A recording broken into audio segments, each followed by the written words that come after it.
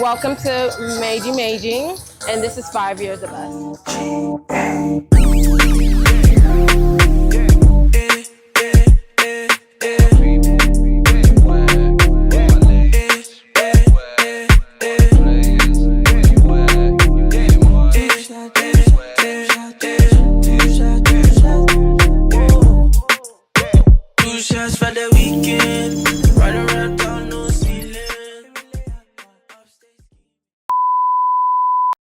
All right, so for those who don't know you or aren't familiar with your work, who are you?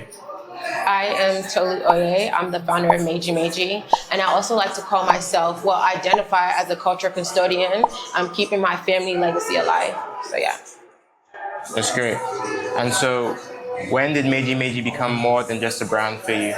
So I originally started Meiji in 2020 in the thick of COVID.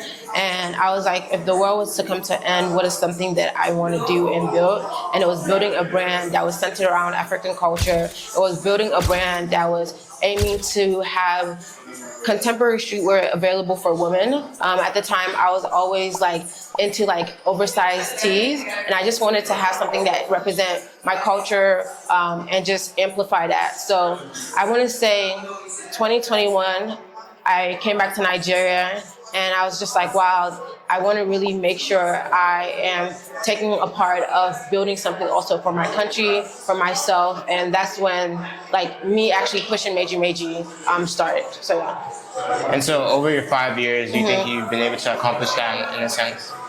Yes, I mean, over 5 years, I feel like I've even been able to accomplish more.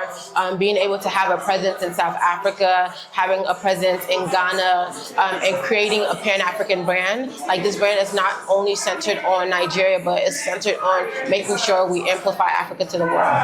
Okay. So how do faith and fashion connect in your work? Honestly, God is my everything. I wake up, God is everything. And honestly, when I think about it, the designs, everything, even where I'm at today, I always get deja vu. God always shows me things through dreams. So it's I know when things are gonna happen. It's just a matter of time. And I'm just grateful that I always have him as my backbone. I know early days you started probably in street suit entering the scene. Did God show you that? The one dream that God showed me that was a clear revelation of I need to be doing this. In the dream, I left my notebook, which was my sketchbook. And in the dream, God was go run and go get the book. And as soon as I ran and found the book, my brand trajectory just took off. Wow. So that was the turning point of making sure I clean my ears and actually listen to God and not listening on my own understanding, because his understanding is completely different. And what he has for me is bigger than my expectation. And just remembering to dream big. One thing that I always say is Rome isn't built in a day. I'm not built in a day, but I know if this is what we look like in 5 years, I can only imagine what 10 years would be of Meiji. So yeah. Very true. And so what part of you shows up most in Meiji? I think Meiji Mama is me, but she's really also not me. But she's kind of my alter ego. She's the big sister I wish I never had. I'm the oldest. And also, I'll say what shows up in Meiji, that's me. The branding, the identity, the colors. I'm not scared to wear a pop of colors. I'm not scared to represent my culture. And one thing I realized is a lot of brands think representing culture might be wearing African prints, wearing tie and dye, but showing different elements of different African cultures in different formats. So yeah. What do people misunderstand about you or your brand? I think some people think this is an overnight success. Baby, this is not an overnight success. I've literally been doing this for, I want to say, over 10 years now. From living in New York, studying fashion, to moving to Nigeria, from living in SA for a period of time, just to be able to understand different landscapes. I think you just have to dream and find different ways to amplify that. Yeah. So you mentioned living in New York. Did that play a big part of your style and just how you started everything?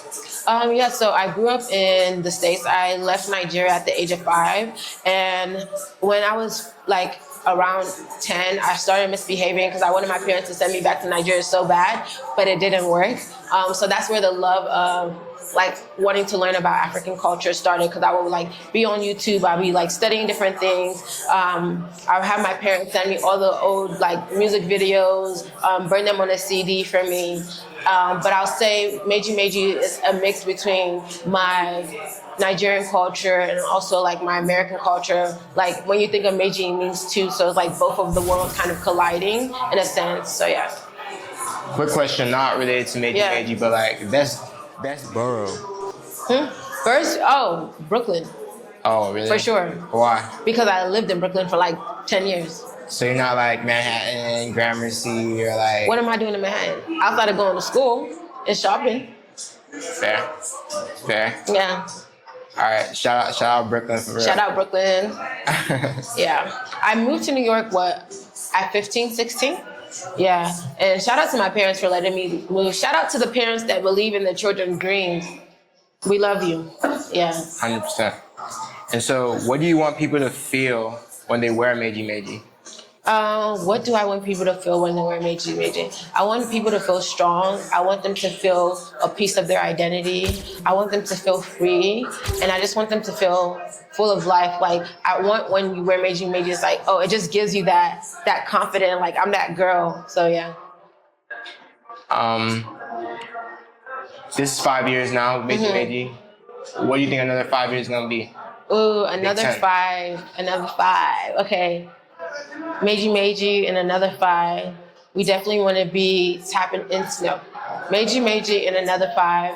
We want to represent all the different African countries and have different facets of that. Another thing, we want to have our own store, our own Meiji Meiji store, our own salon as well. One thing Meiji Meiji is really big on is like braid, how braid plays a big part of our identity within the beauty scene. So even opening up a salon would be amazing, and just continuing to spread the gospel. So yeah. Dream collab with a brand.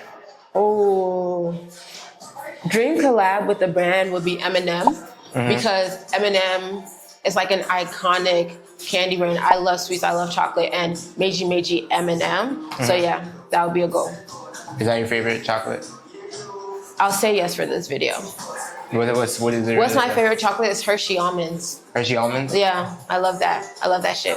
And Haribos, I love you Haribos. So yeah. Which one though? The iconic golden one. Brought to you by the one and only Meiji Meiji Mama.